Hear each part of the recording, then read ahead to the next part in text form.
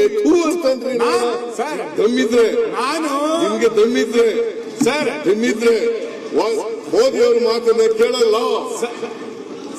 ವಾಜಪೇಯಿ ಮೋದಿ ಅವರಿಗೆ ಥೂ ಅಂತನು ಥೂ ಅನ್ನು ನೋಡೋಣ. ಅಲ್ಲ ಮೋದಿ ಅವರಿಗೆ ಥೂ ಅಂತಂದ್ರಿ ದಮ್ಮಿದ್ರೆ ನಿಮ್ಗೆ ದಮ್ಮಿದ್ರೆ ಮೋದಿ ಅವ್ರ ಮಾತನ್ನ ಕೇಳಲ್ಲ. ಸರ್ ಯಾರು ನಿಮ್ಮ ಅಧ್ಯಕ್ಷ? ಒಂದ್ ನಿಮಿಷ ಕೂತ್ಕೊಳ್ಳಿ ಸರ್, ಒಂದ್ ನಿಮಿಷ. ನಾನು ಮೋದಿಯವರ ಭಕ್ತ, ನಾನು ಹೈಕಮಾಂಡಿನ ಭಕ್ತ, ನಾನೊಬ್ಬ ಪಾರ್ಟಿಯ ಶಿಸ್ತಿನ ಸಿಪಾಯಿ. ನಾನು ಕರ್ನಾಟಕದಲ್ಲಿ ಇದ್ದೀನಿ ಅನ್ನೋ ಕಾರಣಕ್ಕೆ ಹೈಕಮಾಂಡ್ ಮಾತು ಕೇಳಲ್ಲ ಅಂತ ಹೇಳಲ್ಲ. ನಾನು ಹೈಕಮಾಂಡ್ ಮಾತೇ ಕೇಳೋದು, ನಾನು ಪಾರ್ಟಿ ಮಾತೇ ಕೇಳೋದು. ನೀವು ಸಾಂದರ್ಭಿಕವಾಗಿ ಏನ್ ಹೇಳಿದ್ರಿ, ರಾಷ್ಟ್ರೀಯ ಅಧ್ಯಕ್ಷರು ದೇವೇಗೌಡರು, ನಾನು ರಾಜ್ಯಾಧ್ಯಕ್ಷ ಆಗಿದ್ದೆ ಅಂತಂದ್ರಿ. ನನಗದು ಖುಷಿ.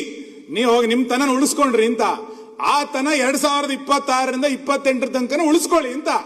ಯಾವ ಹೈಕಮಾಂಡ್ ಸರ್ ನಿಮ್ ಮುಂದೆ? ನೀವು 17 ಬಜೆಟ್ ಮಂಡನೆ ಮಾಡಿದವರು ಯಾವ? ನೀವು 17 ಕೇಳ್ಬೇಕು ನೀವು. ಏನೇ ಜಾಕ್